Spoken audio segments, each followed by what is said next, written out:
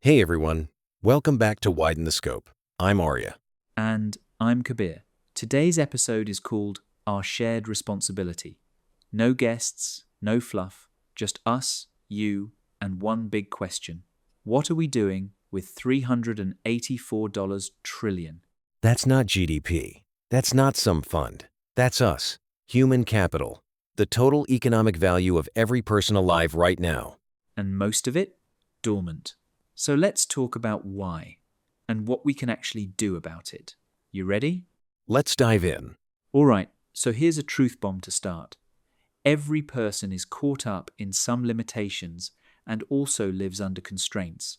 Yeah, and before you roll your eyes, constraints and limitations are actually wonderful things. 75% to 90% of the time, they act as security and protection. They're the guardrails, the no-go zones that keep us safe. But here's the catch. That remaining 10 to 25%, that's where things get interesting. That's when a person must widen their scope. Because if you don't, you get caught in the same rut. Progress blocks, growth stalls, you plateau, and call it stability. And the worst part? Sometimes those no-go zones are self-inflicted. Let me say that again. Self-inflicted. These self-inflicted no-go zones often masquerade as wisdom or safety, but really they're built from old fears, borrowed beliefs, or a single past failure that the mind refuses to retire. They whisper caution when courage is due. They label comfort as competence, to the detriment of undiscovered potential. Oof, to the detriment of undiscovered potential. Write that down. Yet in those rare 10 to 25% of moments when a person questions the fence instead of guarding it, the boundary reveals itself, not as protection, but as a prison of habit. So widening scope becomes an act of renewal, a deliberate step past the familiar edge, trading the security of the known for the growth that only uncertainty can grant. That's heavy. Let's sit with that for a sec. Okay, let's zoom out, way out.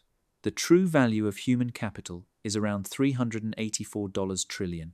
Every human has something to contribute towards the prosperity of the greater whole, manifesting a fuller, richer, happier, prosperous, and whole world. Which means every individual must be placed in a job where their potential is progressively maximized, not just employed, not just busy, maximized.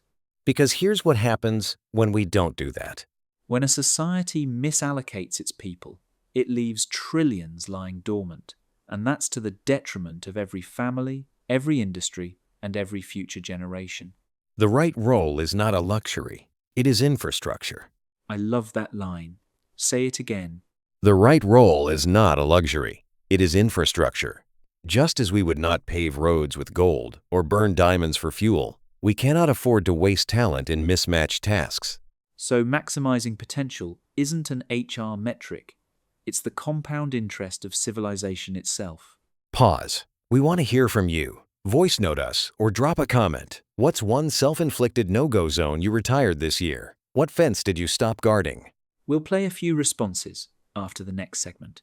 So the question becomes, how do we design systems that nurture and deploy that $384 trillion wisely? It begins with removing artificial ceilings and self-inflicted no-go zones, and replacing them with pathways that reward three things: curiosity, mastery, and contribution. Not degrees, not pedigree, curiosity, mastery, contribution. When every individual does work that stretches them today and expands them tomorrow, scarcity of resources is met with abundance of ingenuity. That is how the greater whole becomes greater still. That's it. That's the whole playbook. So here's our shared responsibility. Question one fence this week. Just one. And if you lead people in a company, a classroom, a family, ask, am I guarding fences or am I building pathways? Because constraints will always exist. But self-inflicted prisons? Those we can unlock. And when we do, we don't just change our lives, we unlock trillions. That's all for today on Widen the Scope. I'm Arya. And I'm Kabir. And this was our shared responsibility. Cheers. We heard from Priya in Pune who said, "My no-go zone was public speaking. I questioned the fence and joined Toastmasters. Now I lead my team's all hands."